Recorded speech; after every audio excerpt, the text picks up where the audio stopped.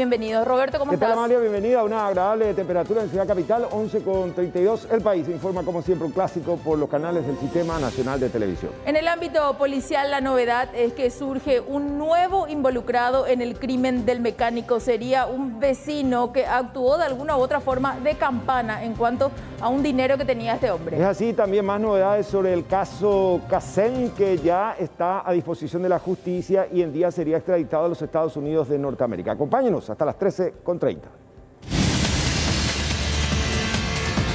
Se han allanado dos viviendas, uno en la capital, otro acá, en forma simultánea. Y acá se ha capturado a una persona identificada de acuerdo a la investigación que lleva a cabo el fiscal titular como uno de los principales líderes del grupo. Se tiene como información de que sería uno de los principales líderes.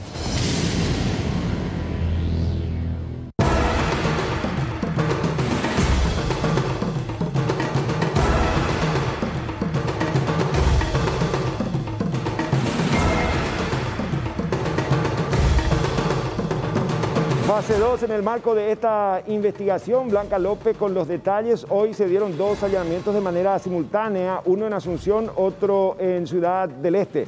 Contanos hacia dónde se apunta una verdadera rosca muy bien enquistada en el submundo del narcotráfico. ¿Cómo estás, Blanca? Buenas tardes.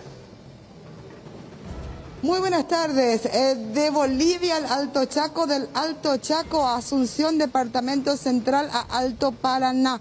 Así funcionaba esta mega estructura constituida íntegramente por paraguayos que traficaban 10.000 kilos de cocaína a Europa, específicamente a España.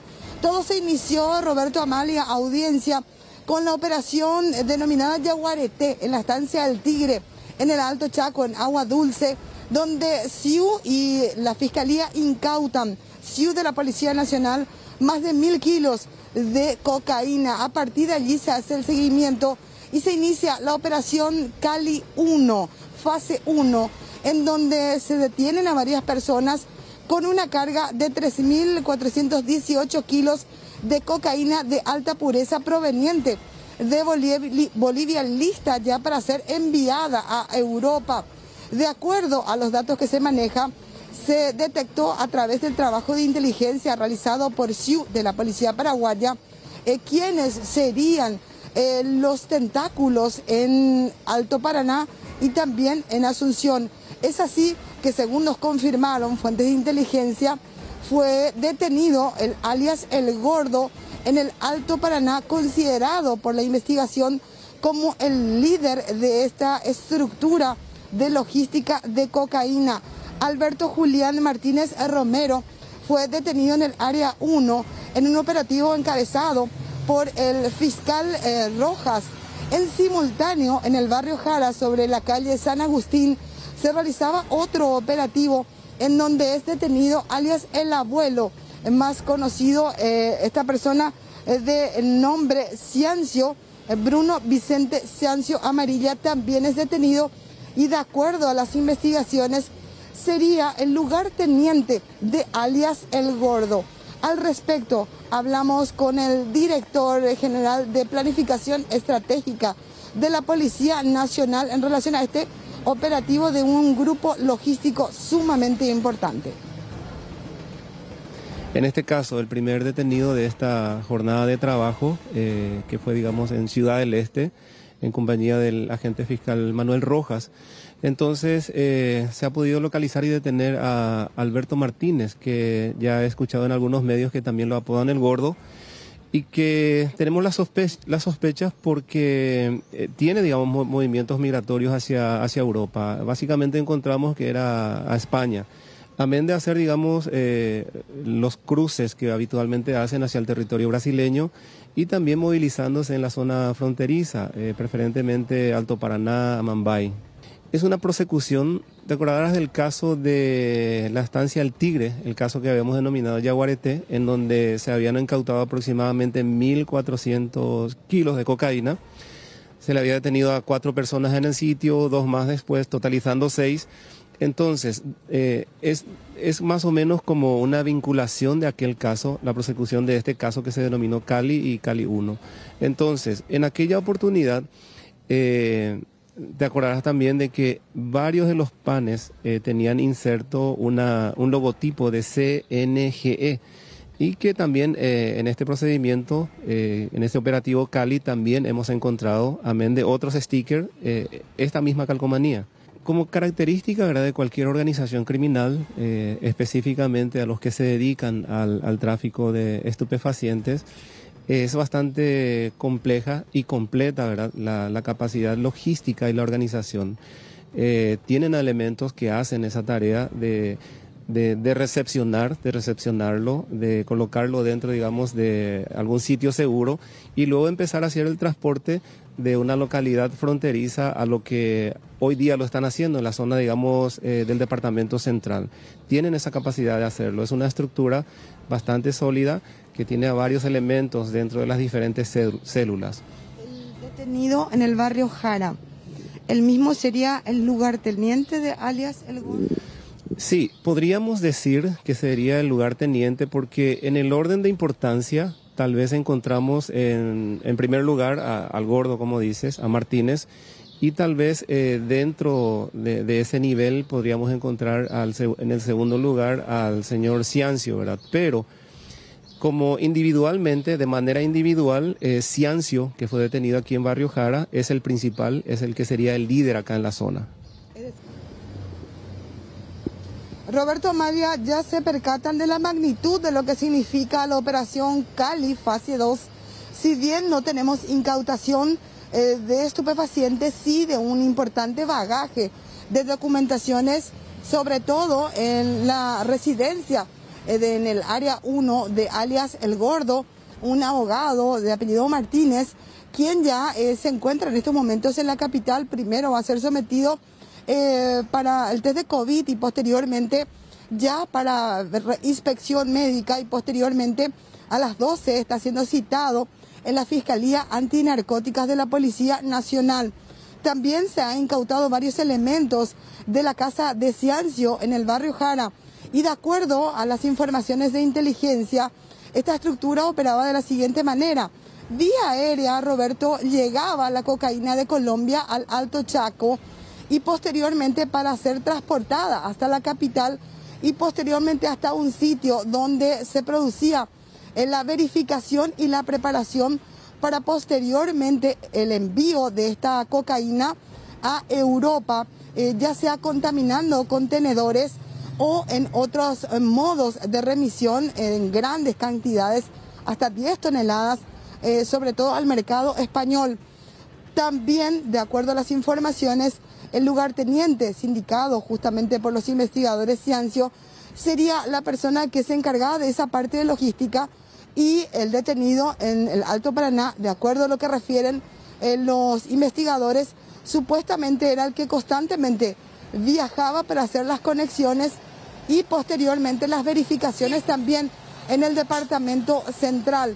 Y él mismo tenía contactos con los patrones del narcotráfico en Europa, donde la cocaína traída vía Paraguay alcanza precios siderales, compañeros. Bueno, Blanca, lo que hay que decir entonces es que este procedimiento sea como derivación de aquel primer hallazgo, ¿no?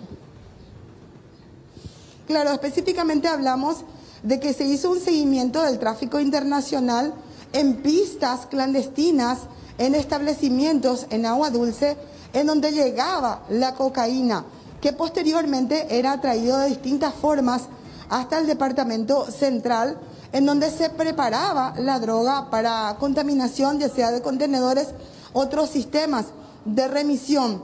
Eso fue el operativo Cali 1, donde se incauta los 3.418 kilos de cocaína con el mismo logotipo de la encontrada en la estancia El Tigre, y similar también a ciertos hallazgos que se produjeron en Europa, donde es de sumo interés para las autoridades del narcotráfico en Europa acabar con las remisiones, no solamente las detenciones en los puertos, en donde ya es más difícil localizar a los patrones financistas en esa zona.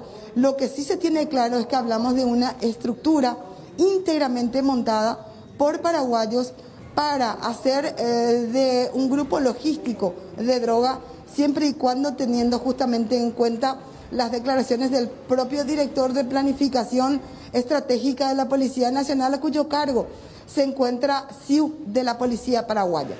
Bueno, Blanca, sin duda es un año que se va jalonando con este tipo de procedimientos a cuenta de la Policía Nacional. Gracias. Hasta otro momento, nosotros seguimos informando con Amalia.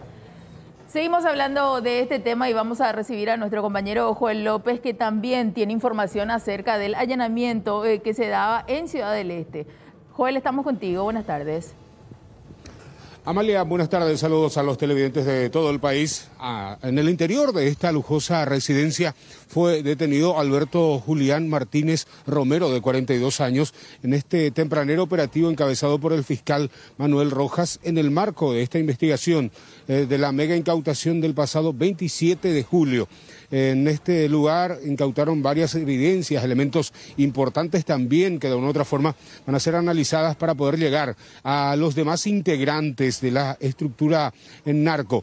El fiscal hablaba de que el detenido sería de profesión abogado, pero que no ejercía, sino que de una u otra forma utilizaba aparentemente como una fachada. Incluso también mencionaba que aparece como el presunto líder de esta mega organización de envíos de cocaína. Escuchamos al fiscal de esta intervención. Dos viviendas, uno en la capital, otro acá, en forma simultánea, y acá se ha capturado a una persona identificada de acuerdo a la investigación que lleva a cabo el fiscal titular como uno de los principales líderes del grupo. Hemos incautado toda su documentación contable, documentos que hacen referencia a sus propiedades inmobiliarias, aparatos celulares, circuitos cerrados de su vivienda y una serie de elementos que estamos trasladando a la capital para que sean analizadas, y una serie de informaciones colectadas también en la zona, en el lugar, que van a servir al titular de la investigación. ¿De qué manera operaban según los datos? Miren, mayores detalles sobre las características particulares de los hechos que se le atribuye y de las circunstancias particulares que están siendo investigadas sería mejor consultar con el fiscal titular. Nosotros solo hemos coadyuvado para la captura de esta persona y la búsqueda y hallazgo de evidencias que puedan profundizar la investigación. ¿De quién hablamos, doctor, y cuál era exactamente la tarea que él tenía dentro de este esquema narco? Sí, esta es una persona que estaba muy vinculada a una empresa que debería haberse encargado del transporte de esas mercancías al extranjero. ¿Lavaba el dinero? No le puedo dar mayores datos sobre eso. Esto va a estar dependiendo del último análisis investigativo que realicen los técnicos, digamos, de la capital. Pero se tiene como información de que sería uno de los principales líderes. Es una persona de nacionalidad paraguaya, es abogado, tiene 42 años de edad y llevaba aparentemente un perfil bien bajo, no era visible, digamos, en el ámbito del negocio de las drogas, pero se tienen informaciones muy concretas y relevantes que lo vinculan de manera muy responsable, digamos, con el hecho. ¿Él operaba propiamente o así brindaba esa asesoría legal a los narcos? De acuerdo a la información que compartieron conmigo, él formaba parte, era el principal, digamos, era la principal cabeza visible dentro de la estructura narco. Bueno, ustedes pueden observar, esta vivienda ubicada en el área 1 de Ciudad del Este contaba con un sistema de monitoreo total sobre la vía pública. La circulación era bastante vigilada del interior de la vivienda, según lo que detallaba también el fiscal. Estratégicamente ubicadas las cámaras, incluso también hay una cámara que vigila la otra avenida, incluso el otro acceso, todo el movimiento con cámaras de alta definición, el trabajo supuestamente de los que vigilaban este lugar. También podemos destacar de que esta vivienda se encuentra aproximadamente a una cuadra de la residencia de donde fuera detenido Cucho Cabañas en ese mega operativo Berilo también, compañeros. Usando un poco los datos que nos daba también Blanca y lo que ya escuchábamos que decía el fiscal Joel, aparentemente ambos detenidos se encargaban de la parte de logística, no tenían precisamente ese contacto con este cargamento. Es así, aparentemente detallaba el fiscal también, decía que fungía más bien de negociador, una persona que abría el camino prácticamente para esta operación tan importante que fue desbaratada y por sobre todas las cosas también la implicancia, todavía no supieron explicar, de este presunto profesional del derecho. Joel, muchas gracias por este contacto. Roberto, contigo. Seguimos. El vecino del mecánico que fuera asesinado en San Lorenzo, finalmente en la víspera fue aprehendido e imputado como presunto autor moral del hecho de sangre. Uno de los primeros detenidos confesó que tuvo participación, que él sopló, que supuestamente él tenía en su casa unos 300 millones guaraníes que tenían que robar los malvivientes, pero estos no pudieron dar con el dinero.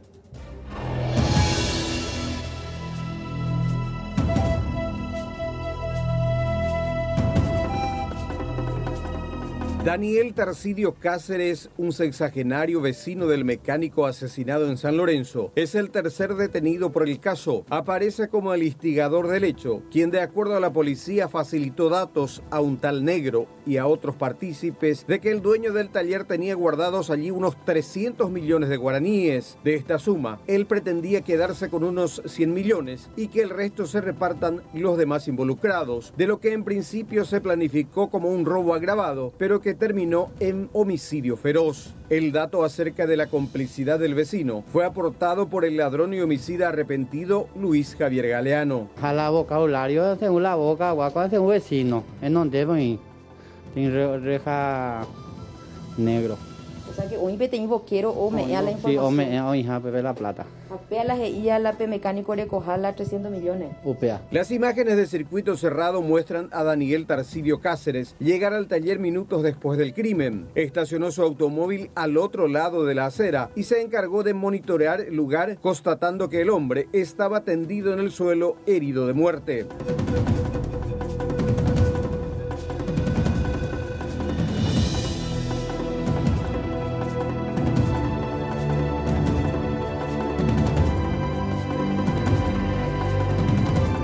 Sin embargo, tras su detención argumentó que había llegado al taller ese miércoles poco antes de las 8 horas para la reparación de su vehículo, conforme había acordado con el mecánico y negando toda implicancia en el grave hecho. Completamente mentira, completamente. Ese día que vos llegaste al taller después del crimen, ¿para qué vos te fuiste? Para arreglarme mi auto. Arreglar mi auto.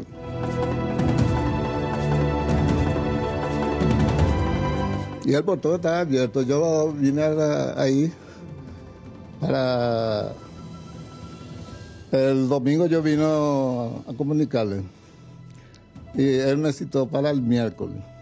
Que vos le ibas a llevar tu vehículo el miércoles. El miércoles. Para las 7:30 mismo.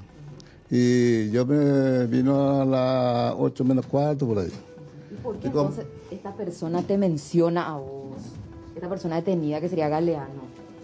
No, ni no conozco a él. Vos tenés cómo comprobar, atendiendo a que se tiene toda la información, imágenes, circuito cerrado, incluso cruce de llamada, un Tarcidio. ¿Tenés cómo comprobar que no tuviste nada que ver con este grupo criminal? No. ¿No? Ni... Nunca, no. ¿Vos desde la ventanilla ya le viste muerto a Miguel? Sí. O sea, bueno, entraste luego dentro del salón, de la oficina. En la oficina, ahí en la oficina nomás yo miré. ¿Desde afuera nomás vos miraste? Sí. Entraste medio con miedo, parece medio buscando algo. Y ¿Activo era? no, yo miré por la ventanilla el domingo mismo, ahí hablé yo con él, el domingo. Y él me comunicó para venir el miércoles. Y el miércoles a las 7:30 me dijo. Y yo vine a las 7:45. ¿Qué fue lo primero que hiciste después que le viste muerto al mecánico? Me fui a correr a avisarle a mi hermano. ¿A tu hermano? Sí.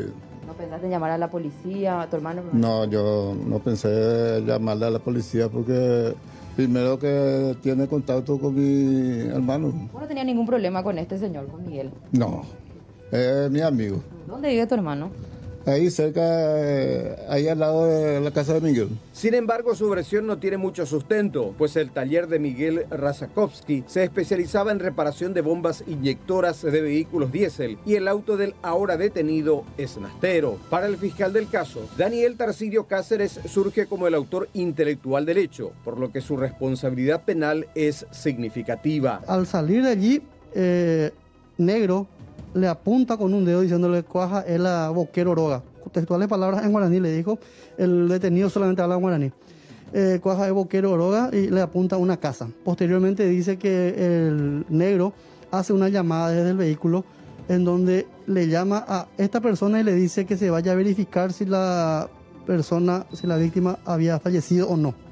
Y este señor, el ahora detenido, es la primera persona que ingresó dentro del taller mecánico, verificó, le vio a la víctima y ahí salió e hizo el aviso correspondiente a los vecinos y alguien habrá llamado a la policía, a la fiscalía, etcétera, etcétera. Entonces, conforme a lo manifestado por Luis Galeano de manera voluntaria ante la prensa, es que actuamos en consecuencia, policía, fiscalía, y ahora le tenemos detenido a esta persona como un autor intelectual, quien instigó, quien dio el supuesto dato de que la víctima tenía suma dinero. Por el momento se tienen 3 detenidos: el sindicado autor moral Daniel Tarcidio Cáceres, el delincuente arrepentido Luis Javier Galeano y el trabajador de una plataforma de viaje Fernando Rubén Domínguez. En tanto, se busca a Bernardo Soria Lugo, involucrado directo en el apuñalamiento, y al tal Negro, quien sería un delincuente de la zona de Tablada de Asunción. El más reciente detenido es convocado este mediodía ante la Fiscalía para su declaración indagatoria.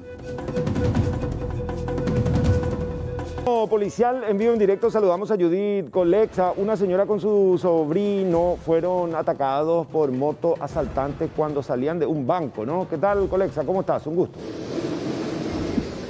Roberto, Amalia, buenas tardes. Así es, y atención con las salideras porque esta modalidad delictiva está en auge. Fíjense en las imágenes de circuito cerrado de esta intersección. Esta cámara está ubicada sobre la calle Legión Civil Extranjera y Pacheco del barrio Recoleta de la capital y muestra perfectamente el momento en que 2 motoasaltantes se interponen al paso del vehículo de las víctimas que acababan de retirarse de una casa de cambios, de donde sacaban la suma de unos 50 millones de guaraníes, y fue ese el monto que finalmente se llevaron en su totalidad estos delincuentes en cuestión de segundos. Se puede ver en este registro que el acompañante que iba a bordo del biciclo desciende armado y con el arma empieza a golpear la ventanilla al lado acompañante precisamente de este automóvil donde iban las víctimas. De esa manera él logra romper la ventanilla y se alza con el dinero, un fajo que sería de 50 millones de guaraníes, así como también dinero que tiene que ver con dólares americanos, según lo que nos daban hoy en el parte policial. Fuimos hasta la zona, incluso pudimos hablar con un testigo, don Francisco, que allí en la esquina de estas intersecciones ya mencionadas tiene su puesto de venta de frutas, y él nos relataba con lujo de detalles cómo fue exactamente que actuaron estos delincuentes. No, lo que pasó que fue un asalto rapidísimo, menos 2 minutos. ¿Cuánto demoraron el semáforo? 40 segundos, 30 segundos. Ese trayecto fue, ese trayecto. Ya el semáforo rojo, se ve que venía siguiendo ya al que venía con el vehículo, con la plata, y le hizo un golpe con la pistola. Manoseó lo que estaba ahí, se mandaron a mudar. Pero dobla acá y se va. ¿Hacia qué dirección se va? Y acá, dobla por Pacheco, se va. Porque este es de Pacheco, sí. Este es de Legión Civil. Bueno, y como siempre, acá siempre hay vehículos, muchos vehículos cuando la hora de salida. Sí. Se llena de vehículos. De repente está lleno acá, de repente está lleno del otro lado también. Sí, hay 2 filas, porque son muchos. Exactamente. ¿Vos estabas acá en tu puesto? Sí, acá yo estaba acá atendiendo a la gente, y ahí veo que... ¿Qué llamó la atención? ¿El golpe, el ruido del golpe? De ahí nomás me doy cuenta, ¿viste? Cuando se hace el ruido, ¿viste? Cuando se rompe el vidrio... O sea, que llegó a romper entonces la... rompió el vidrio, rompió con la pistola, manoseó lo que estaba ahí, se mandaron a mudar. Pero ni siquiera te da tiempo para ver lo que pasó. Pero ponerle 2 segundos, agarrar acá, ya veo la moto que sube acá y se va. Eso es lo que he visto. Bueno, es lo que nos decía don Francisco con respecto a lo que vio. Él fue el testigo de este atraco. Por cierto, los que conocen la zona, específicamente esta intersección que sería Legión Civil Extranjera y Pacheco, saben que allí en ese punto hay un semáforo que justo en ese momento dio la señal en rojo y por ese motivo allí se congestionaron en un momento dado, atendiendo que incluso sobre esta calle Legión Civil hay una escuela, un colegio donde normalmente los padres estacionan y esto terminó facilitando, propiciando el ambiente para estos delincuentes y que puedan cometer el robo de estos 50 millones sin mayor dificultad. Escuchemos también lo que decía el comisario Nelson Garay de la Comisaría Sexta de Asunción con respecto a este caso. Que tomó la denuncia, ¿verdad? Que la señora después ocurrió el robo grabado, donde manifiesta que a las 11:20 aproximadamente circulaba sobre la calle Legión Civil y casi llegando a Pacheco, ¿verdad? Donde había muchos vehículos, mucha circulación, fue interceptada por 2 personas a bordo de una motocicleta de color negro, modelo Cobrador, donde el acompañante, ¿verdad? Desciende y golpea su ventana y le sustrae la cartera que tenía y también un fajo de dinero. Conforme a la denuncia son aproximadamente 50 millones de guaraníes y $1.000 americanos. Y cambió en su totalidad su dinero, comisario. Llevó también dólares. Así es, $1.000 americanos. Este hombre estaba armado, comisario. Tenía aparentemente revólver. ¿Qué se sospecha, comisario, que eligieron a sus víctimas al azar, a la espera? ¿Sería una salidera, como se le denomina popularmente? ¿O es que ya tenían la información de estas personas? Bueno, de acuerdo al circuito, ¿verdad? Se observa que se acerca al motociclista, ¿verdad? Aparentemente, seguramente, ella pues realizó el cambio en un banco de plaza ahí de zona de Villamorra, ¿verdad? No se descarta que los mototratantes estuvieron pescando, ¿verdad? Y le siguieron y aprovecharon el lugar para despojarle. ¿Ocurre esto constantemente en esa zona, comisario, o les toma de sorpresa también a ustedes? No, generalmente no. Es una de las pocas denuncias. Generalmente no ocurre en este sector este tipo de hechos. ¿Y la gente todavía no tiene el hábito de pedir acompañamiento para estos tipos de extracciones, comisario? Y justamente eso es lo que nosotros siempre recomendamos a la gente, ¿verdad? Que de repente realiza movimiento de dinero, ¿verdad? Que avisa al personal policial. Entonces nosotros le vamos a acompañar sin problema hasta llegar a su lugar de destino para evitar justamente este tipo de hechos.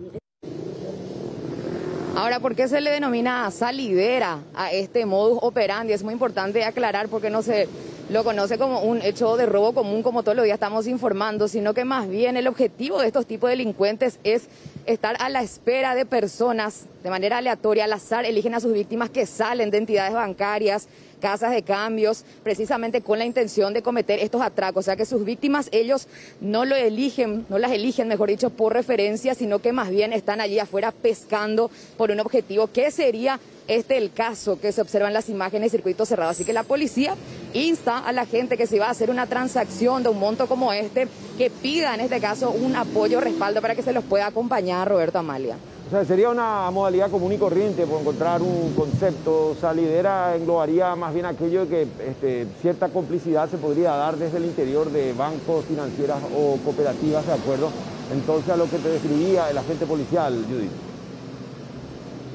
Exactamente, ellos esperan afuera a cualquier cliente. Normalmente pues ellos eligen a una víctima en particular para un asalto, ya sea tipo comando, pero en este caso ellos esperan afuera, se le da la información que tal persona que estuvo allí tiene una cierta cantidad de dinero, probablemente reciben de adentro de la información y entonces por la calle cometen este atraco como el que se ve en el video. Bueno, hay que tomar los recaudos, entonces, finalmente, independientemente a que se pretenda también un mayor resguardo de los uniformados. Gracias, Judith. Seguimos con Amalia. Adelante. Violencia en tiempo real en las imágenes de circuito cerrado de esta estación de servicios en la zona de Villeta, donde a un playero en todo momento estos delincuentes lo amenazaron de muerte. Lo cierto es que se alzaron con dinero en efectivo y el teléfono celular.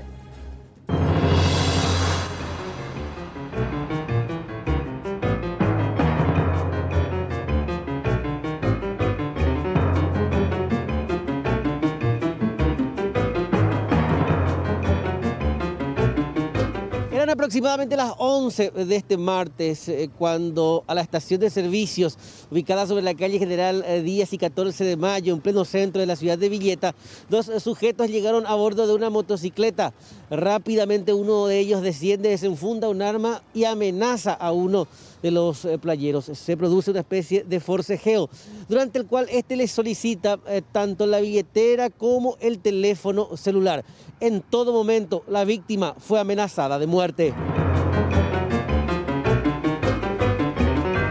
Escuché a alguien me estiró de mi campera, porque tenía al costado, acá. Bueno, y en ese momento yo me giré hacia acá y le he visto a alguien que me estaba apuntando con el arma. Y después así me quedé choqueado, Y me dijo, tu celular, me dijo. Me quedé helado yo ahí. Y agarré mi celular, estiré. Cuando estiré, estaba enchufado y se me cayó en el suelo. Se me cayó. Al caerse, yo me agaché así para alzar y ahí me estiró de mi campera otra vez. Tu celular, y espérate, iba a pasarle. Agarré ahí y le pasé. Y mientras que ese le estaba pasando, el otro le estaba diciendo, disparale. En todo momento le decía. Y yo me quedé al lado. Y después me dijo, la plata. Tu billetera, la plata. Y entonces en ese interín se acercó un poco más. Y me apuntó así. Me apuntó más. Y el otro le insistía. Disparale. Y agarré yo mi billetera, le pasé ahí. Cuando le pasé ahí, el otro le insistía. Disparale. Y en ese momento yo estaba entre la vida y la muerte, como se dice. Y me quedé helado. Y ahí giré, le miré ahí, se subió encima de la moto y se rajaron. Al final se llevaron mi celular y la plata que estaba conmigo, que yo tenía en mi billetera de la recaudación. Exactamente. Los delincuentes escaparon con el dinero y el teléfono de la víctima. Sin embargo, el monto hasta ahora no se pudo determinar. Estas imágenes son analizadas a fin de tratar de identificar a los sospechosos.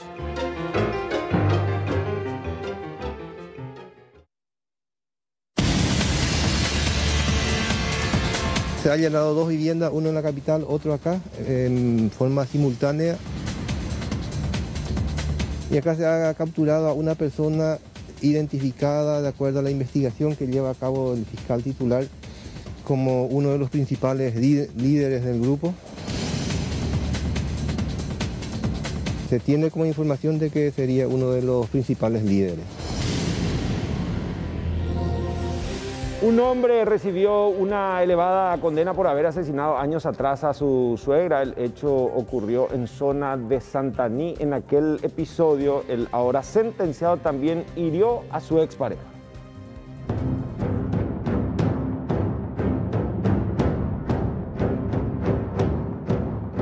Feminicida condenado.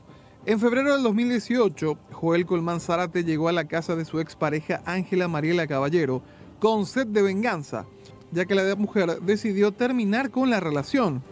El hombre llegó a la vivienda ubicada en la compañía Tacuara de Santaní, con un cuchillo en la mano, y fue recibido por su ex suegra, Gloria Salinas de Caballero, quien intentó evitar que llegue hasta su hija, siendo así la primera víctima de múltiples puñaladas que al final le quitaron la vida.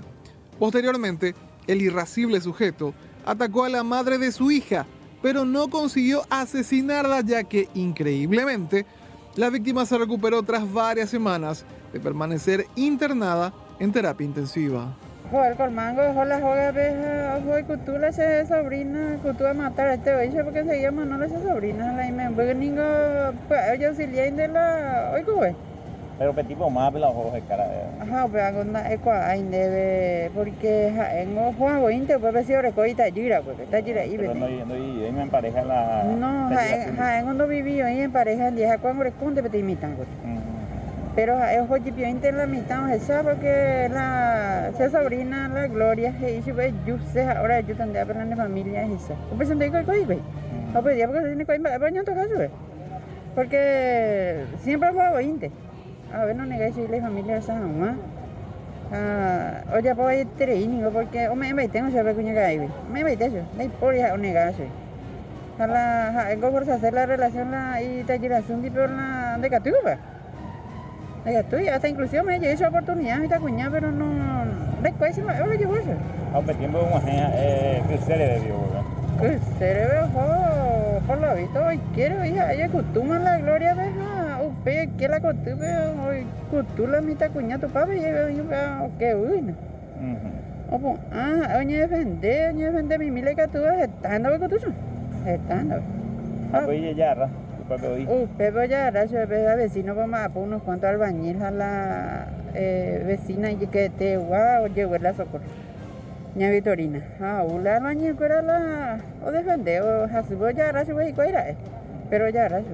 Luego de 3 años, el hombre fue enjuiciado por este crimen y el tribunal lo condenó a cumplir una pena de 25 años de cárcel.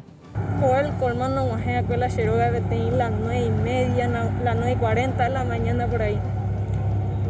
Hoy que cobardemente yucala se sube. Ja, se peongaré añeno a cuesina y señor. Añeno, ja, hoy que la se cotube ahí, a se cutuja. A por andu sube, en aquel momento cuando se va, evo yehu sube. Ja, no ñe. En vez de algo se, a oñe pun se cutu, de bebé. Halan, coge, y la niña defende y se había a manota de un momento. Coge, y la o afectase dos partes la importante la niña de órganos. Hango se cutu se pulmón un poco así, hace hígado, pero como 5 estocadas con mi otro donde hay la grave. Solamente 2 la imaran.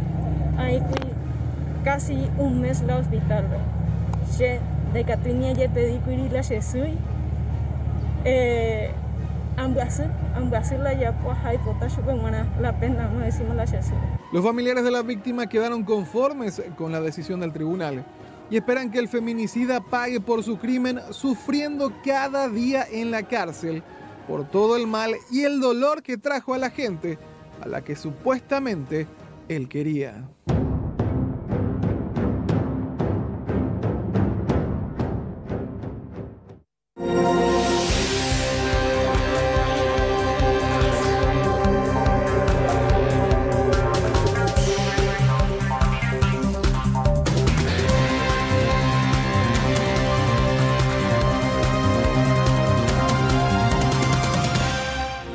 ¿Qué tal? ¿Cómo están? Buenas tardes. Mientras se aguarda la extradición de este ciudadano brasileño de origen libanés, Qassem Yazi, la justicia sigue trabajando y colectando todo tipo de evidencias. De acuerdo al exhorto que se había enviado, surgen detalles de cómo él llegaba a movilizar todo un sistema para lavar dinero proveniente del narcotráfico. Una investigación, dice parte de ese exhorto realizada por las autoridades policiales, identificó a Yazi como un lavador de dinero de alto nivel que opera en Ciudad del Este. La investigación reveló que esto se dio entre mayo del 2019 y diciembre del 2020, donde realizó una serie de transacciones, 6 específicamente, para lavar fondos provenientes de lo que eran fondos derivados del tráfico de drogas. En este contexto entró dentro del esquema un agente encubierto quien contactó con este hombre para que le ayudara a lavar $300.000 y él a su vez ordenó a un socio suyo que recibiera el dinero, esto en Suiza. Luego comenzó a realizar los depósitos en 2 cuentas en Estados Unidos. Hablamos de Nueva York y también en la zona de la Florida. En total, en ese periodo de tiempo llegó a mover $1.600.000 en al menos 20 entidades. Eso es más o menos lo que llevó a que los Estados Unidos también ordenara su detención y solicitara su extradición al país del norte. Sigue hablándose bastante también, por otro lado, de qué pasó en este tiempo que estuvo impune este hombre. Ayer conversamos con los fiscales que estuvieron hasta una parte de la investigación y hoy conversamos con otro, también ex agente fiscal, que llegó al juicio oral y público. Nos decía el doctor Eduardo Casenave que el 70% de la acusación se basaba en una pericia. Fueron cerca de 8.000 órdenes de pagos que fueron peritados y que el Tribunal de Sentencia no llegó a admitir como prueba en este juicio, supuestamente porque no tuvo participación de la defensa. Se realizaban también importantes movimientos de dinero que iban desde $15.000 a $400.000. Primeramente fueron juzgados 40 empleados de él y todos fueron absueltos por un tribunal de sentencia. Este mismo tribunal de sentencia en un segundo juicio volvió a juzgar a Yazi y de vuelta lo absolvió. Escuchamos lo que decía Eduardo Casenave al respecto. Aparte del señor Qassem Iyazi, había otros 40 acusados que fueron ya previamente juzgados y absueltos, ¿verdad? Ellos son por el mismo tribunal que pretendió juzgar a Iyazi, que de hecho finalmente lo juzgó y absolvió también. Ellos fueron previamente juzgados, ¿verdad? Una suerte de punta de lanza. Se fueron ellos primero, que eran los empleados, se le absuelve a todos, y ahí es que el señor Iyazi demuestra su interés en que se le juzgue, ¿verdad? Es el primer caso que yo veía con una persona demasiado quería ser juzgada en juicio oral, ¿verdad? Al contrario de chicanear para que no se haga, él quería que se haga. Entonces ahí la primera duda que surge de nosotros como Ministerio Público, de que un tribunal que ya juzgó sobre los hechos, que ya absolvió, ya dictó una resolución, venga a juzgar sobre esos mismos hechos al señor Iyazi. Entonces yo en ese sentido recusé al tribunal de sentencia. El tribunal se remitió los antecedentes a la Cámara de Apelación. La Cámara los confirma a ellos nuevamente. Interín, esa confirmación pasan los 10 días, que es el máximo del periodo de tiempo que puede ser suspendido en juicio oral. Entonces es que se declara interrumpido. Me voy al nuevo juicio, me encuentro con el mismo tribunal, ¿verdad? Yo al haberse interrumpido el juicio, más las causales que yo había mencionado, consideramos que debía ser otro tribunal ya el que debía juzgar, ¿verdad? Y ahí se da lo peor. Plantea un incidente para tratar de incluir una prueba fundamental, que era la pericia del Ministerio Público, que había sido excluida en la preliminar. Me rechazan ese incidente. Ya era obvia la intención de llevar como sea a cabo el juicio oral y también de absolver al acusado, ¿verdad? ¿Cuál es el motivo por el cual habrían rechazado supuestamente la pericia? Bueno, es justamente la pericia fue excluida en la preliminar por una supuesta falta de participación de la defensa. Bueno, hay cosas muy llamativas que quizá en su momento no se insistió, pero hoy, después de 17 años, se habla, Roberto Amalia, impresionante esto, porque un tribunal de sentencia, y voy a mencionar porque ayer quedaba pendiente, me preguntaba quiénes eran los miembros del tribunal, estamos hablando, la presidencia estuvo a cargo de Ana María Arellaga, integrados también por Efrén Jiménez y Graciela Flores. Ellos primeramente juzgaron a los 40 procesados, todos fueron absueltos. Después, en una segunda parte, entró ya Qassem para ser juzgado. Decía Casenave, nunca había alguien que tanto quería ir a juicio. En ese caso, fue el mismo tribunal de vuelta integrado por estos magistrados y allí se interrumpió el juicio, decía, por 10 días, porque hubo recusaciones y cosas como esos incidentes que debían ser resueltos. Dijo, al llegar los 10 días se tenía que interrumpir esto y yo creía que eventualmente ya se iba a designar un nuevo tribunal, pero no fue así. Volvieron los mismos y finalmente terminaron absolviendo a esta persona y no incluyeron la pericia que revelaba cómo se operaba en aquel entonces. O sea que hoy hablaba también con el perito y decía que una frustración enorme porque en el 2004 no teníamos los elementos técnicos y cerca de un año trabajaron en esto, 8 personas para poder hacer todo ese esquema que demostraba, según ellos tenían absoluta certeza, pero no consideró ese tribunal de sentencia. Bueno, evidentemente que de alguna u otra manera se tendría que también dar una suerte de corte, de avanzar con las investigaciones de cómo se dieron estos procedimientos, porque se menciona, Amalia, audiencia de Rodí, que se dio una suerte de resguardo para este ciudadano, que ahora está a disposición de la justicia con posibilidades reales de que sea extraditado a los Estados Unidos de América. Imagínate, perdón, de ese tiempo a esta parte, 2004, él seguía operando y empezó en ese tiempo, y 2018, 2019, él seguía moviendo, ya creyendo él con una persona que quería lavar dinero del narcotráfico, pero en realidad eran agentes secretos que estaban por detrás de todo eso para poder demostrar su responsabilidad. Simplemente para cerrar, quiero mostrar este documento donde aparece todos los hechos punibles que se le atribuye a él en los Estados Unidos, que incluyó el juez del MAS en su escrito ayer, por el cual lo derivaba a la agrupación especializada. Él está a cargo de un tribunal, esto en el estado de Nueva York, que lo juzgará una vez que él sea remitido a ese país. Gracias, Rolando. Vamos a seguir hablando de este tema. Vamos a recibir a nuestro compañero Mariano López, porque desde el Senado ya hablan de una protección política. Estamos contigo, Mariano.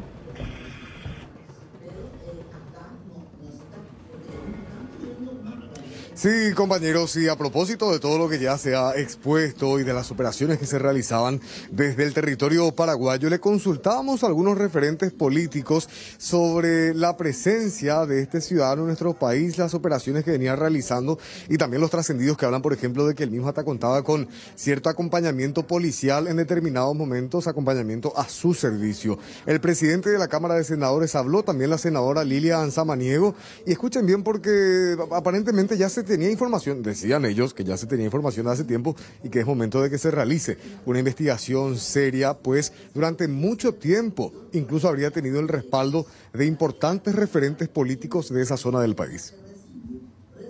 La información que tengo, que me dieron ellos, es que sí, que hay actores políticos, fiscales, jueces, policías y sector privado también. Tenemos que tomar con responsabilidad la información. Acá hubo voluntad del gobierno en que esto se aclare definitivamente. Hay una lucha que se viene llevado adelante. Yo hablaba con referentes la semana pasada del sector de la Cámara Comercial Americana y me decían que es importante la oportunidad de negocios, pero que hay que hacer el fortalecimiento del Estado de Derecho. Les dije que está vigente las leyes que acompañé de antilavado desde el 2016, quiero decir desde el 2019. Entonces hay un proceso, tenemos que ponernos a disposición para tener un país de oportunidad y hay cosas que ajustar definitivamente que le compete en este caso a la justicia. Es importante que el Ministerio Público, que la justicia investigue y que dé los nombres de los padrinos. Evidentemente, moverse durante 10 años depositando y sacando sumas importantes de banco, no lo podía haber hecho sin padrinos.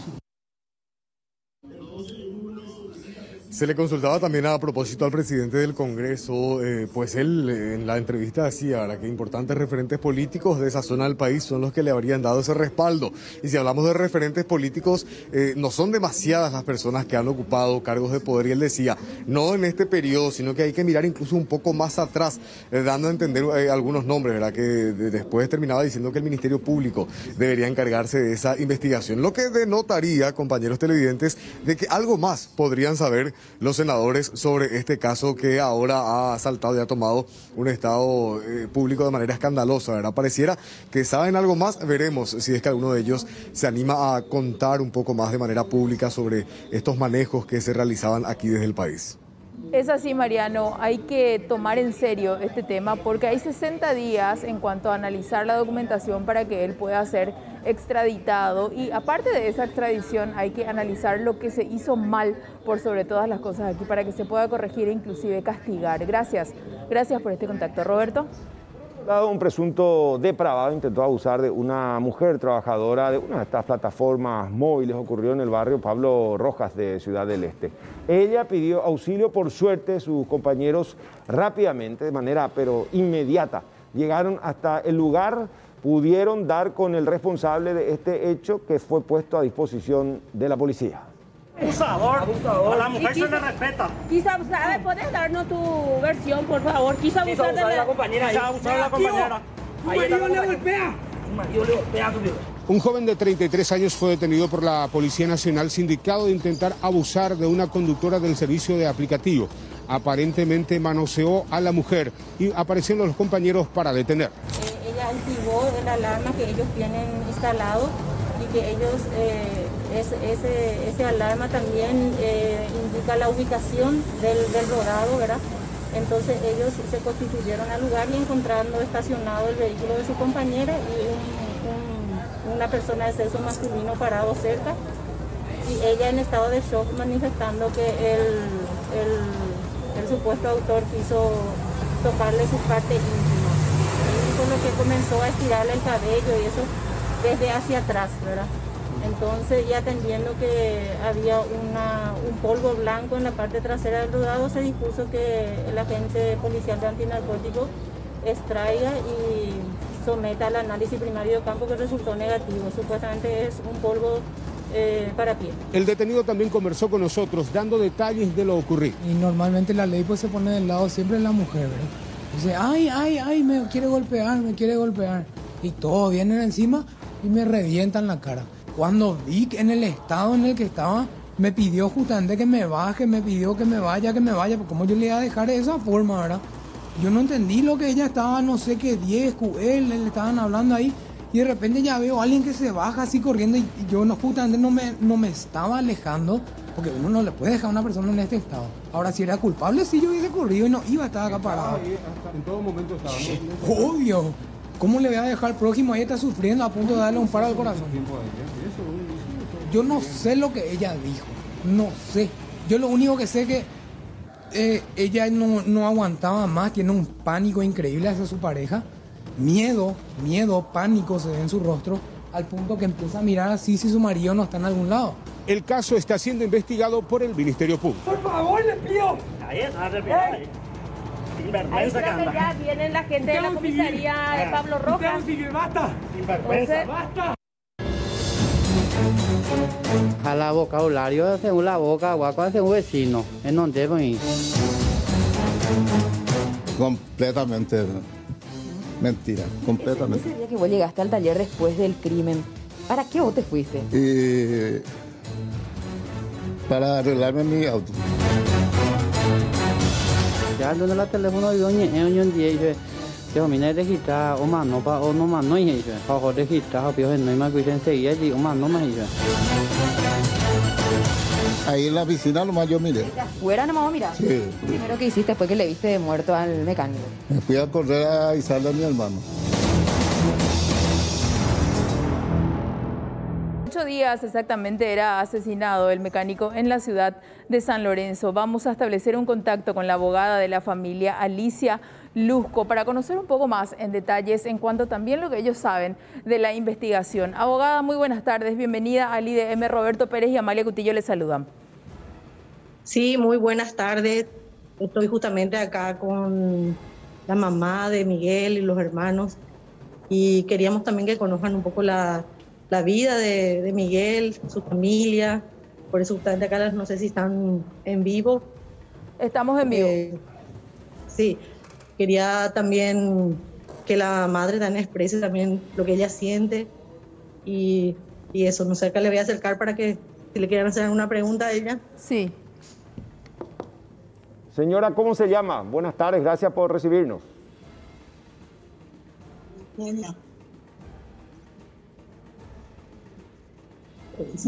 Eugenio, sí, yo soy la mamá de Miguelito. Mucha fuerza. Y sufro mucho porque a mi hijo le pasó eso. Sin duda. Y justamente acá estamos acompañándole. Él es su hermano José y es su hermana también, que está con un problema de salud.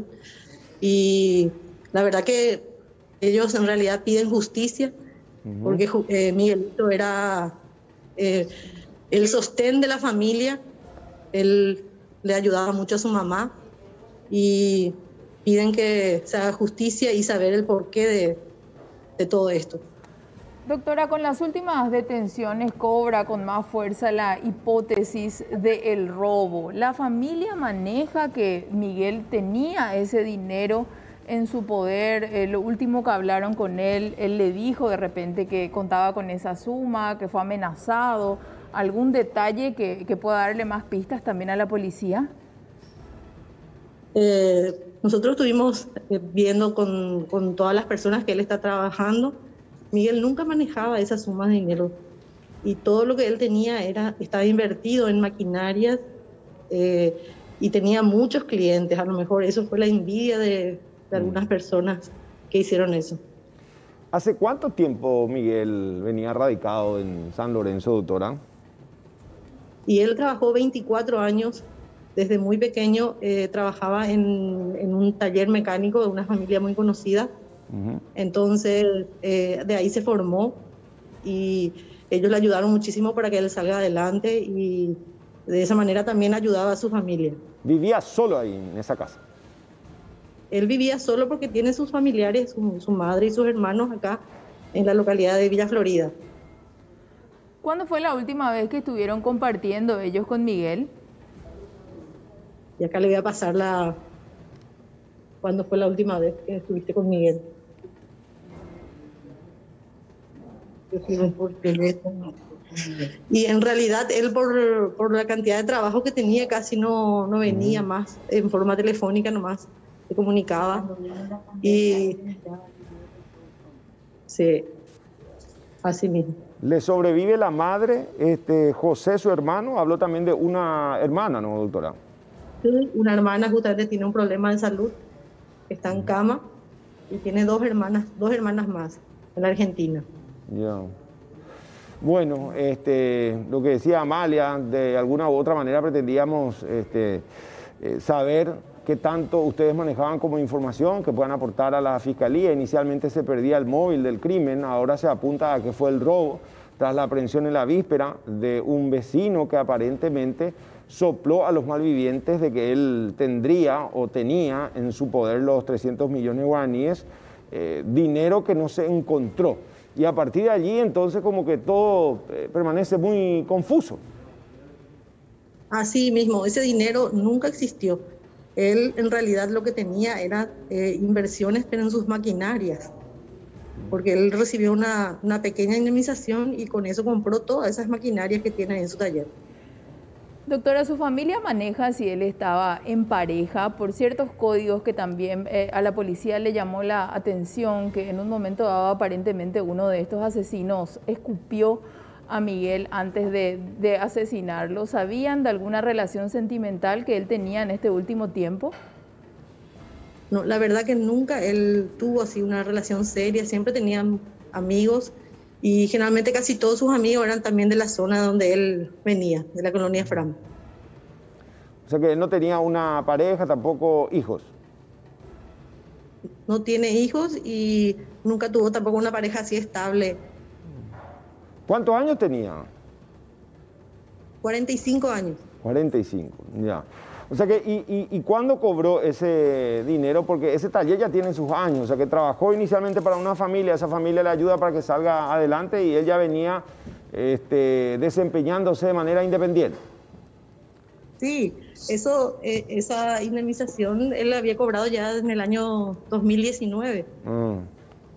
Y mientras él alquilaba esas maquinarias y después, posteriormente, adquirió.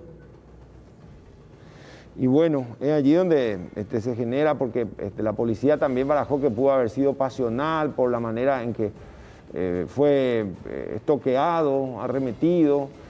Ahora el vecino que inicialmente no estaba dentro del foco investigativo aparece.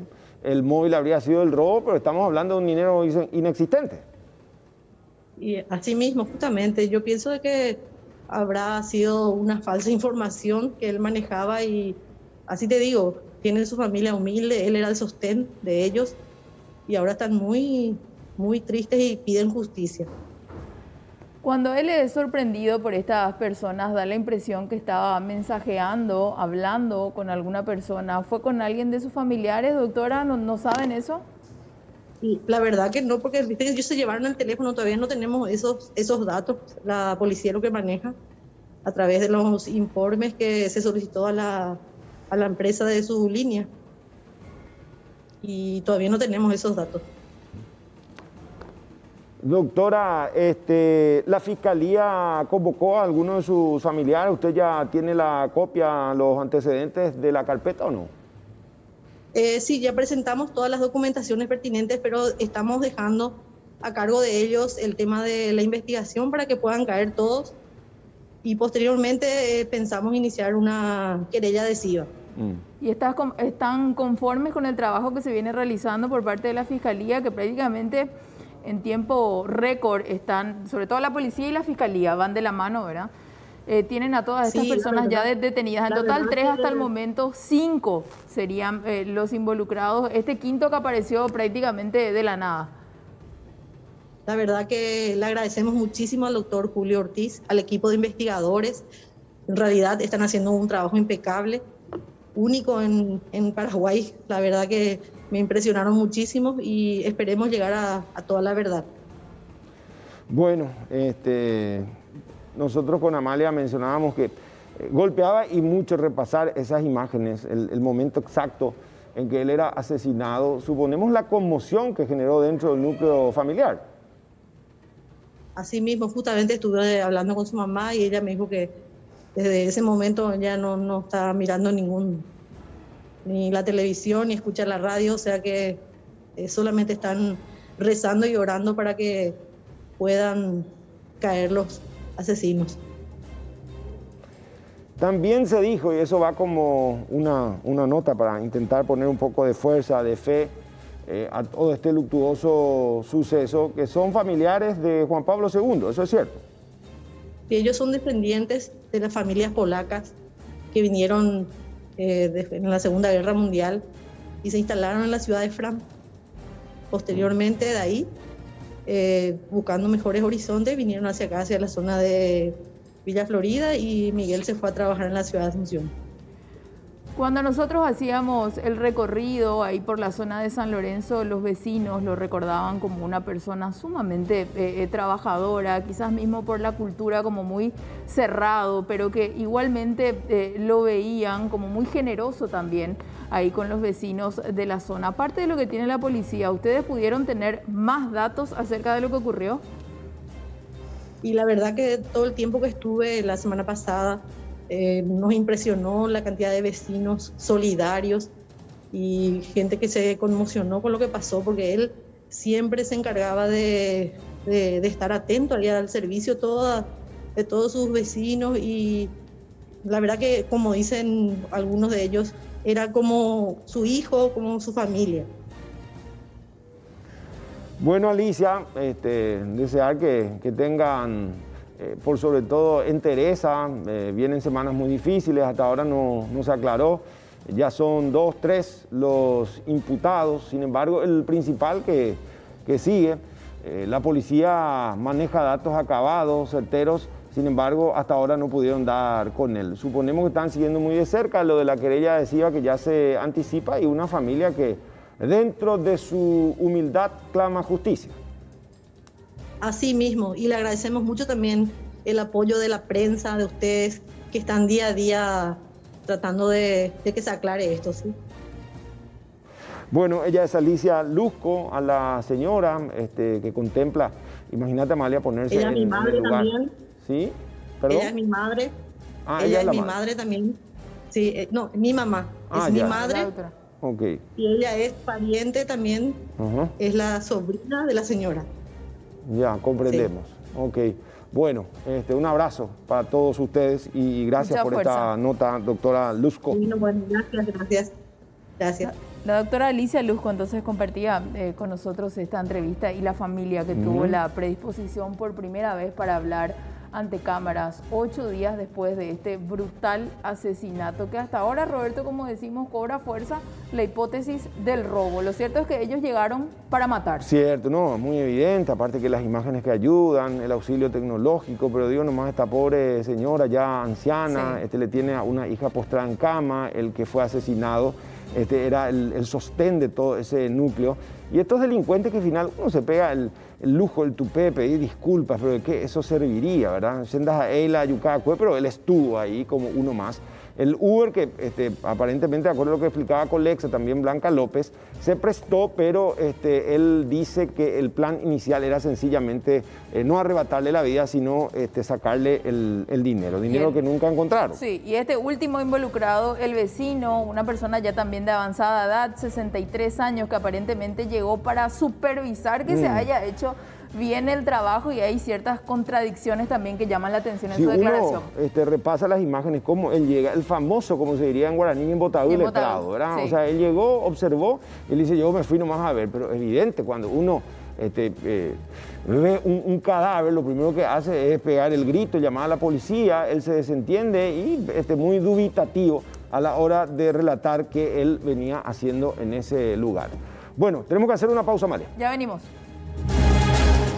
Jorge, Mocoibeo, Setenondeo, Tojicuay, Pepogui, Apope, Amaca, Alfombrita, Cuera, te envía Poyeguape, Pejami.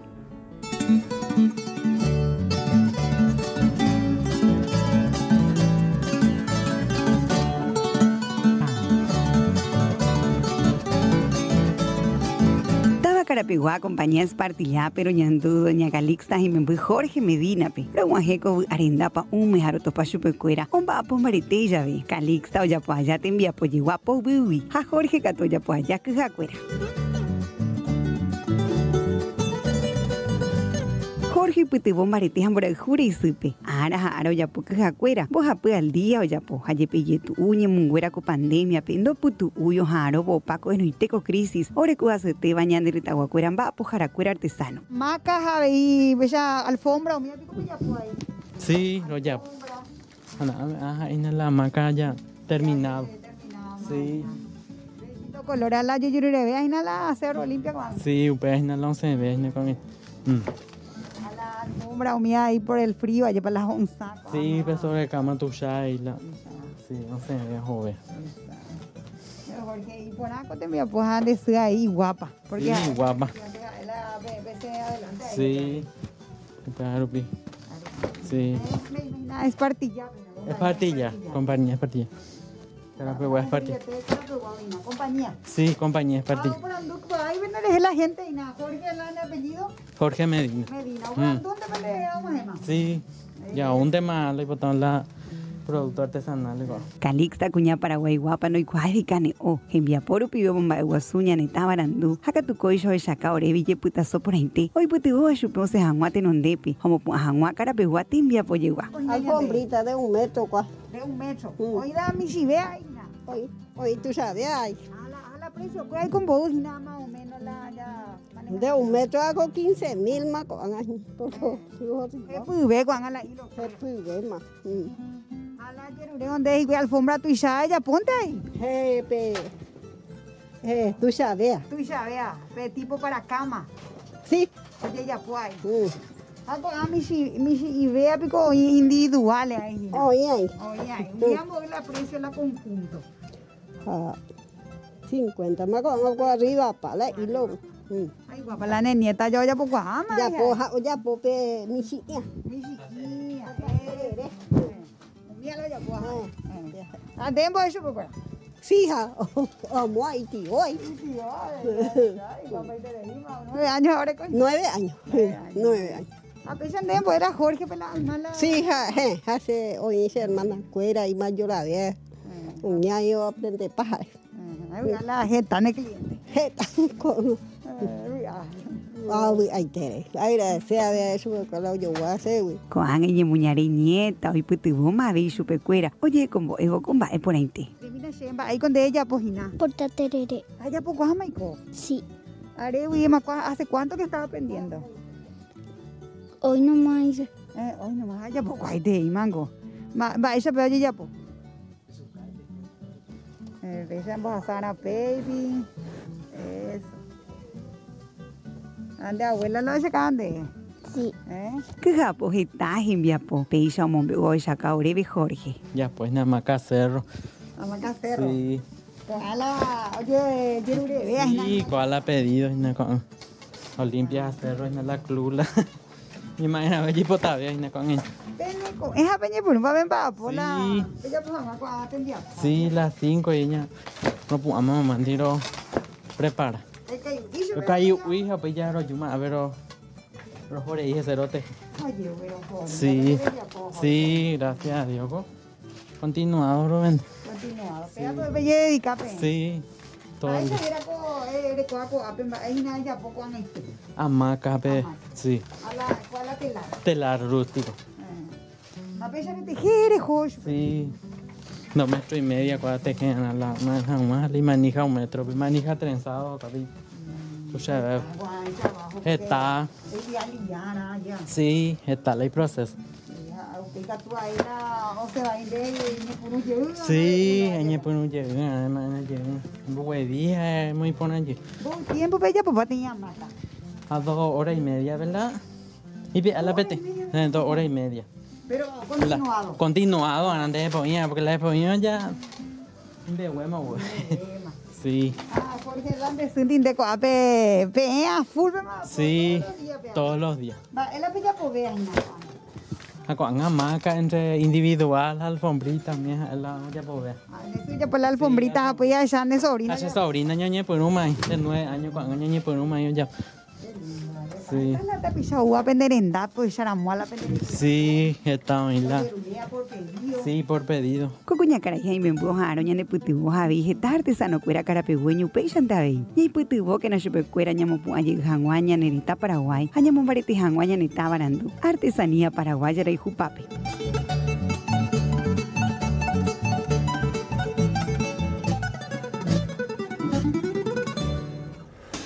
Bueno, sin duda, nos da una suerte de respiro artesanal este bloque. Ahora recibimos a Violeta, Amalia audiencia. Habría que ver qué tanto nos ayudó la lluvia con los focos de incendio. Contanos, Violeta. ¿Cómo les va, Roberto, Amalia? El gusto de saludarles a toda la gente también. Y nos benefició bastante este tiempo un poco más fresco y también las precipitaciones. Y de hecho vamos a actualizar un poco. Recordarán que en los últimos días nosotros veíamos unas placas que realmente nos llamaban mucho la atención y nos dolían mucho por sobre todo porque la cantidad de incendios y focos de calor superaban, bueno, los miles.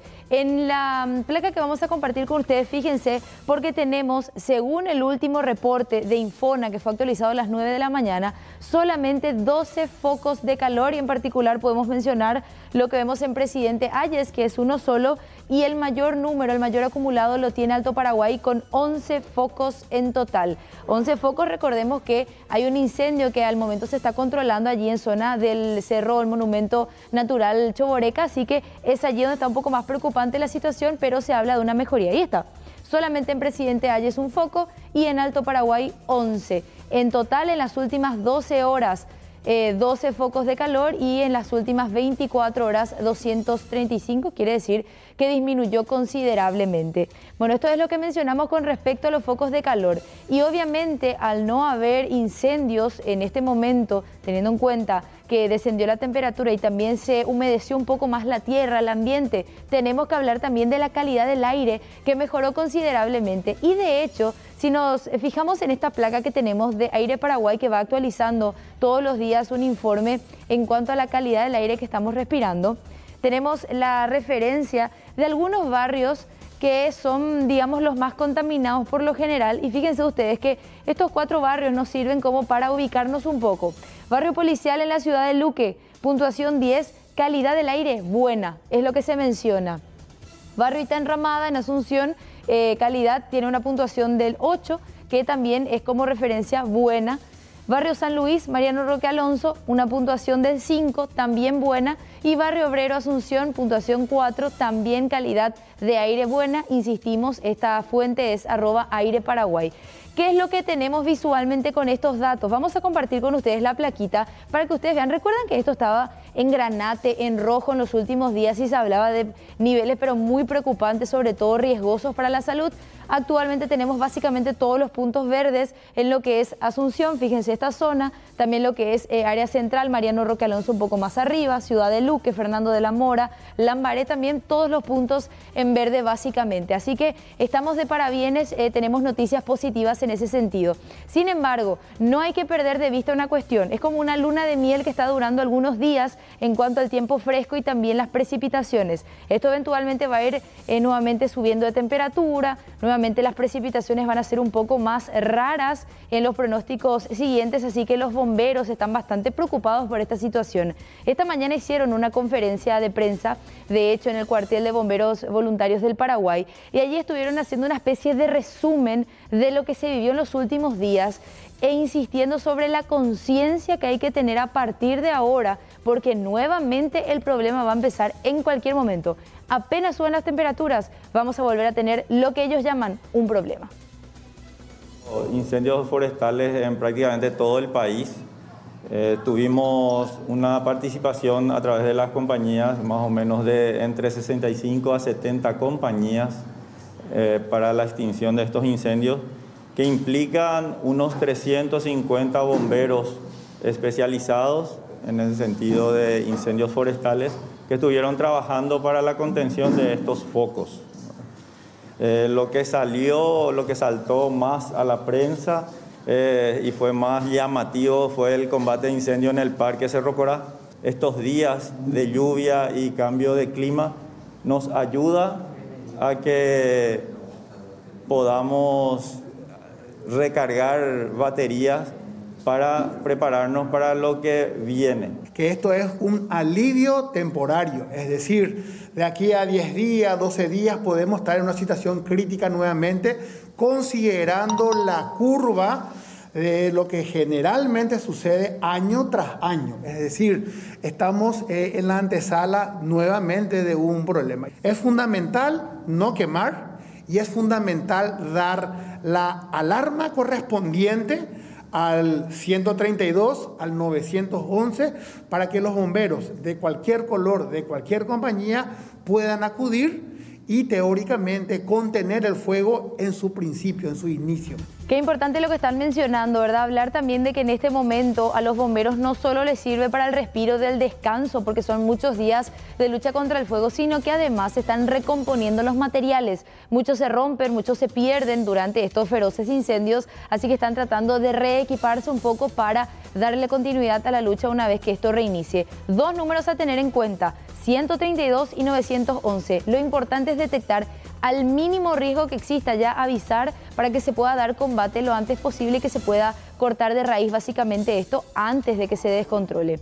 Y a propósito un poco de esta situación, hablemos también de este proyecto de declaración que fue aprobado hoy en Cámara de Senadores y que tenemos para compartir con ustedes, porque lo que se buscaba era que el Ejecutivo declare estado de emergencia nacional en todo el territorio de la República como consecuencia de los incendios y, atención, también por los daños ocasionados al medio ambiente. Obviamente prever y destinar los recursos presupuestarios para, en este caso, la compra de aviones hidrantes. Y vamos a repasar artículo por artículo este documento que fue firmado por los senadores que estuvieron hoy presentes en la sesión de la Cámara Alta.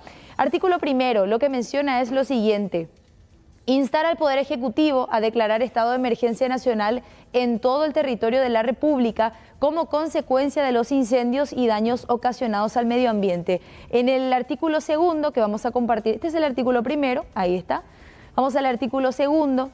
Allí se insta al Poder Ejecutivo a prever y destinar los recursos presupuestarios y de gestión para apoyar las acciones de prevención, combate, restauración y recuperación de los daños ocasionados por los incendios. Es el artículo segundo de este proyecto de declaración. Pasamos ahora al artículo tercero.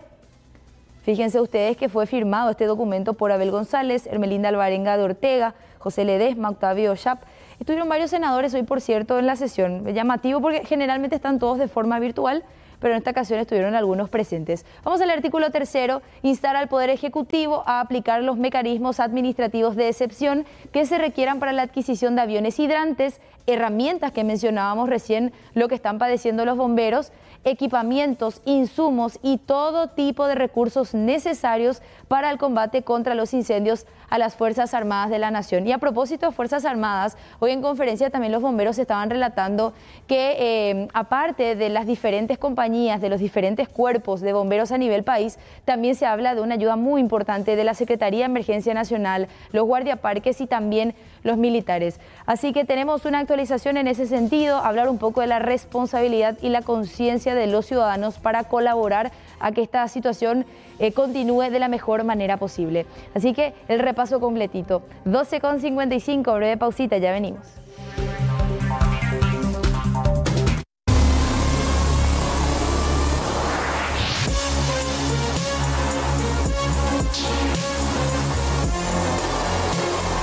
La calidad y el ahorro no siempre van por el mismo camino. Por eso, Barcos y Rodados te ofrece una nafta que lo tiene todo. Para más potencia, rendimiento y ahorro. Full 93. Ahora, calidad y economía se encuentran en un mismo lugar y al mejor precio. Se encuentran en Barcos y Rodados.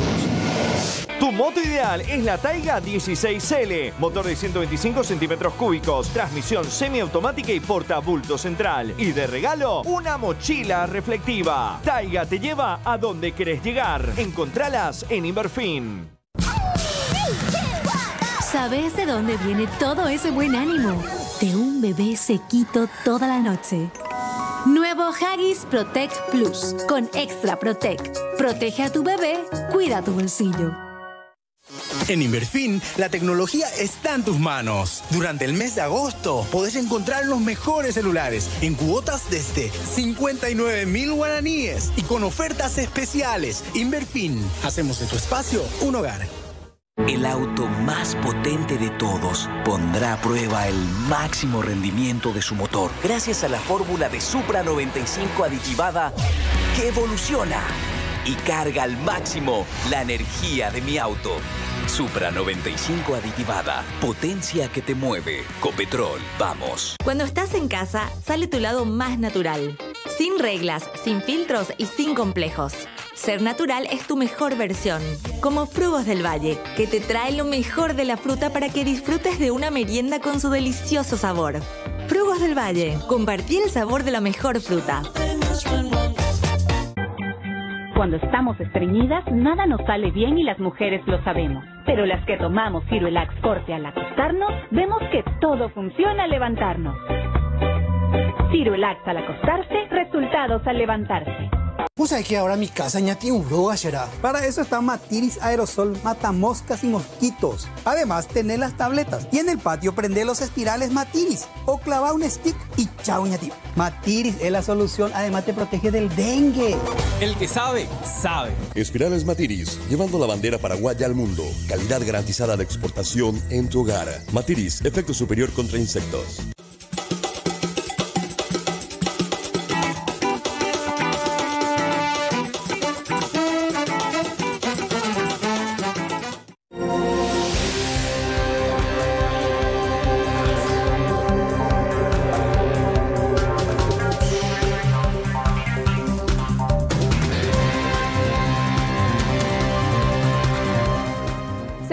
Nos separan de las 13 horas y seguimos con más información. Vamos a recibir a nuestro compañero Mariano López. ¿Casualidad o complicidad en la ausencia de senadores para tratar las irregularidades de Conaxar y este voto censura que se está haciendo esperar al presidente José Ortiz? Estamos contigo, Mariano.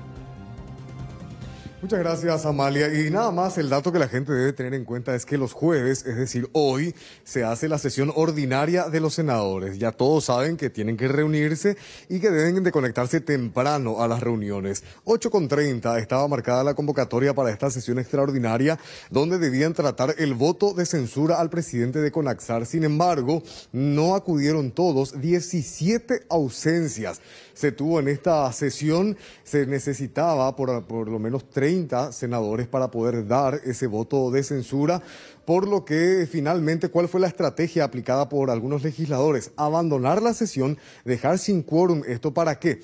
Para que no se trate propiamente el proyecto, porque si es que se trataba sin la cantidad mínima requerida de senadores, esto se enviaba al archivo y prácticamente moría, entre comillas, este proyecto de declaración. Con esta estrategia aplicada, la próxima semana habría nueva convocatoria para bajar el pulgar al presidente de Conaxar por los argumentos explicados por el senador Enrique Baqueta. Es que cuando la Conaxar la adjudicó a TDP SA, la quiniela, realmente esta empresa le debe al fisco. Le debe al fisco porque no cumplió con cuestiones importantes como lo que correspondería a la ley 431/73, que son cuestiones relacionadas con los excombatientes de la guerra del Chaco. Nunca cumplió con ese cometido y ellos siempre negaron de que eran agentes retentores, plantearon una acción de inconstitucionalidad, la Corte les rechazó y nunca tuvieron una medida. Pero lo mismo la Conaxar hizo lugar a la nueva concesión de la quiniela para esta empresa. Nunca cumplió la empresa con los cánones, tampoco nunca estuvo conectada a la red. Entonces nunca la Conaxar pudo saber exactamente lo que le debe de cobrar de cánones y también los premios no pagados. También nunca se hizo el pago a los excombatientes. Entonces, presidente, con respecto a esta cuestión, quedó muy notoria y obvia que la licitación fue amañada. Fue amañada y se le concedió de nuevo a una empresa que estaba en deuda con el fisco. 17 ausencias, imagínense, o no se despertaron tarde o no tuvieron conexión a internet, eran algunos de los cuestionamientos que hacían los colegas senadores, ¿verdad? Que sí estaban aquí presentes. Entre ellos, Juan Afara, Enrique Busarquis, Amado Florentín, Rodolfo Friedman, Abel González, Blas Lanzoni, José Ledesma, Desiree Masi, Hermelinda Alvarenga, Derlis Osorio, Blanca Ovelar, Silvio Ovelar, Juan Bartolomé Ramírez, Enrique Riera, Víctor Ríos, Pedro Santa Cruz y Octavo Chap. 17 senadores que no vinieron, no se presentaron a esta sesión, por lo que nuevamente se dilata este voto castigo por parte del Congreso Nacional. El senador Blas Llano, incluso utilizando términos bastante fuertes, hacía referencia a la intención de blanquear que tienen algunos senadores respecto al presidente de CONAXAR. Necesitamos 30 votos para emitir nuestro voto de censura. Y está claro que hay un sector minoritario de este Senado que no quiere que eso ocurra. Vaya uno a saber por qué.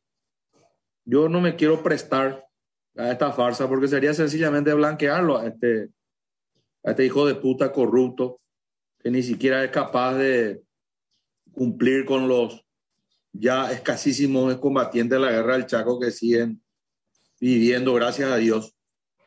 Y entonces creo que para ser coherente con mi posición, lo que corresponde es que yo me retire de esta sesión y solicito que mi bancada, la bancada del Partido Liberal Radical Auténtico, lo haga de la misma manera. Reitero, para no blanquear una situación en la cual algunos pocos están interesados en hacer. No me voy a prestar a este juego, que por lo menos esa espada de Damocles quede colgando sobre su cabeza, y esperemos que algunos colegas senadores puedan reflexionar. Es lo que decía el senador Blas Llano y nada más para pasar en limpio, ¿verdad? Si es que se trataba este proyecto de voto de censura, porque había quórum, habían 26, 27 senadores presentes, se iba a tratar, pero no iban a tener el mínimo requerido de 30 votos para que se dé efectivamente el voto de censura. Entonces la estrategia, entre comillas, fue abandonar la sesión, dejar sin quórum esta reunión, y este es el momento en que se retiraban, incluso entre algunas acusaciones. Escuchen ustedes. Gracias, presidente, y me retiro con todo respeto de esta sesión. Gracias, senador. También me voy a retirar, presidente. Ya no me obliga a confirmar el quórum porque estamos...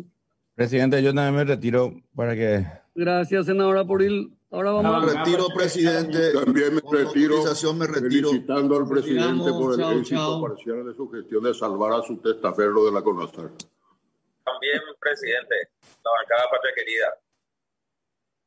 También me retiro. Nos retiramos, presidente. Se rompió el quórum. No sería evidencia muchas cosas, pero bueno, adelante. Se rompió el quórum, queda levantado. Evidencia la complicidad de gente como Lilian Samaniego con el presidente de la Cámara. Y bueno, así culminó la sesión, se levantó. Ahora, me pregunto qué santo aparte tendrá este tal José Ortiz de CONAXAR, lo sostienen, muy cuestionado. Finalmente habría que ver cuál es la determinación que podría darse a futuro, porque ahora los senadores no pueden con él, Mariano. Efectivamente, y vos sabés, Roberto, que tanto liberales, colorados, los de los otros partidos también reprochan el actuar de José Ortiz. Sin embargo, no se han presentado a esta sesión. Cierto, le iban a dar el voto de censura, no es vinculante, no significa que lo van a sacar, pero es una señal política que da el Congreso Nacional, y hoy se seguía cuestionando, Roberto Amalia. Hoy se iba a tratar voto de censura. Ayer se hizo una denuncia ante el Ministerio Público contra José Ortiz. Sin embargo, hasta el momento, el Poder Ejecutivo, el presidente de la República, no se ha pronunciado sobre este caso. Y no hay tampoco una nueva fecha de tratamiento.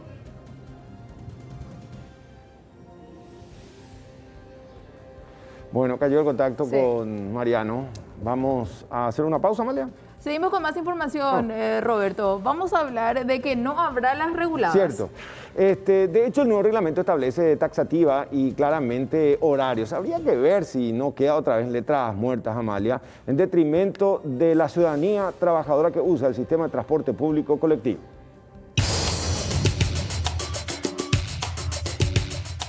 El Viceministerio del Transporte dio a conocer que en los últimos meses se dio un importante incremento en cuanto al subsidio del transporte público, atendiendo a un ítem considerado recién en los meses de mayo y junio, en concepto de costos financieros.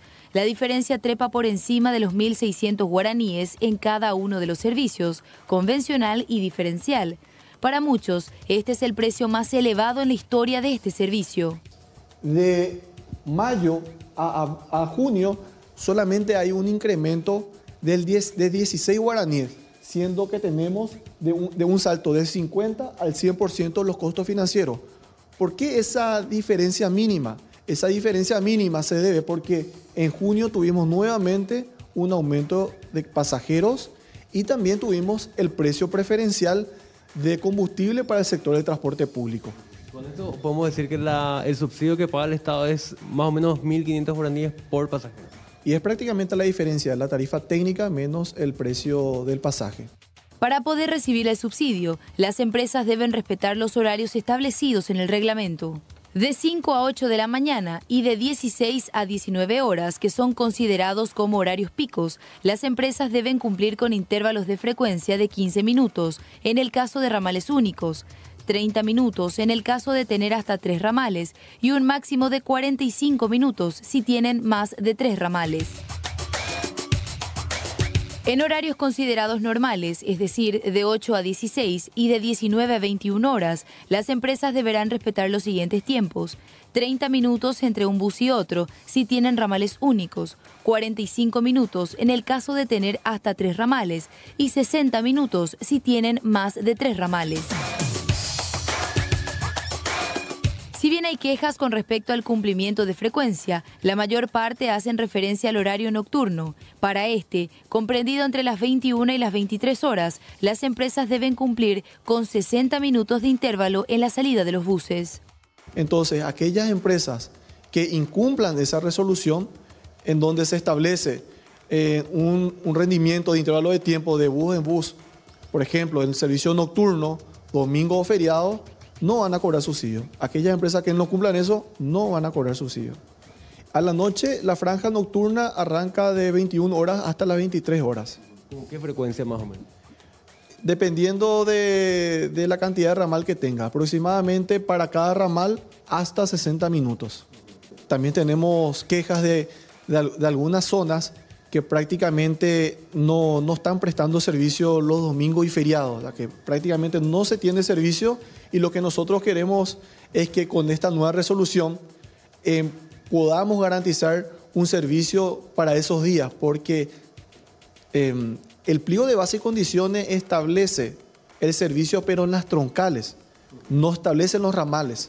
Entonces, ¿qué hacen ellos? En base a la demanda, ellos hacen su oferta. Si las empresas no cumplen con este requisito fundamental, no tendrán derecho a cobrar el subsidio, por lo que se pide a la ciudadanía denunciar en caso de comprobar el incumplimiento de frecuencias. El número para reportar este hecho es el 0986-898-600 vía WhatsApp.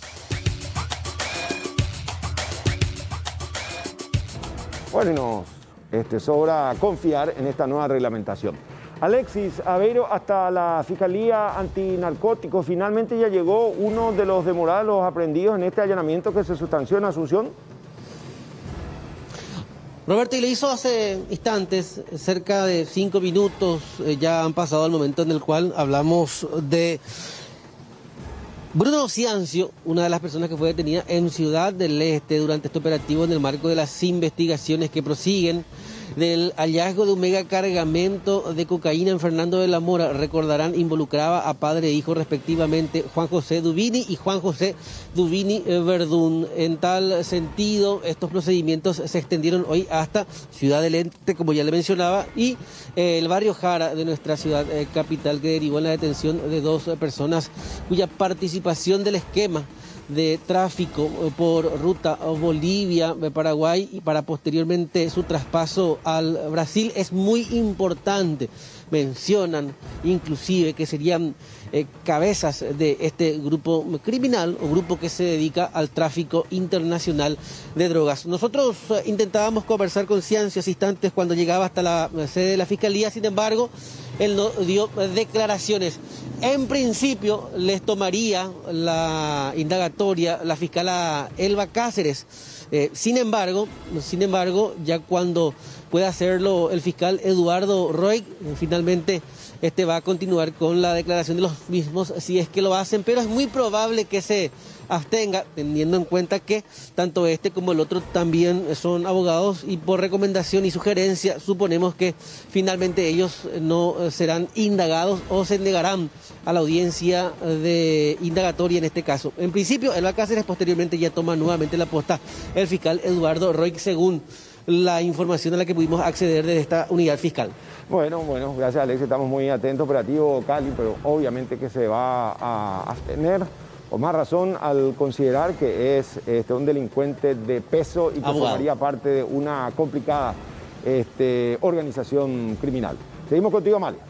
Gracias, y vamos a hablar de lo que pasaba en una farmacia en Encarnación, donde este hombre en principio ingresó como un cliente y posteriormente quitó su arma de fuego. Lo cierto es que ocurrió solamente a 20 metros de una comisaría. Se alzó con 700.000 guaraníes y por supuesto dejó con un gran susto y miedo a las empleadas de este local.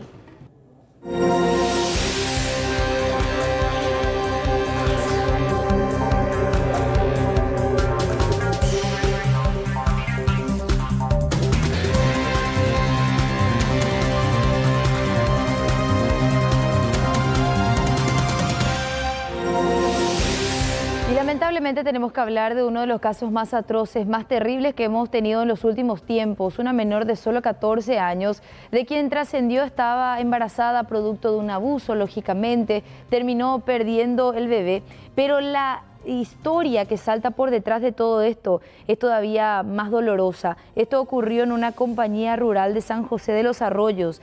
La niña de 14 años contó que era explotada sexualmente por una vecina, quien la entregó a diversos hombres a cambio de dinero.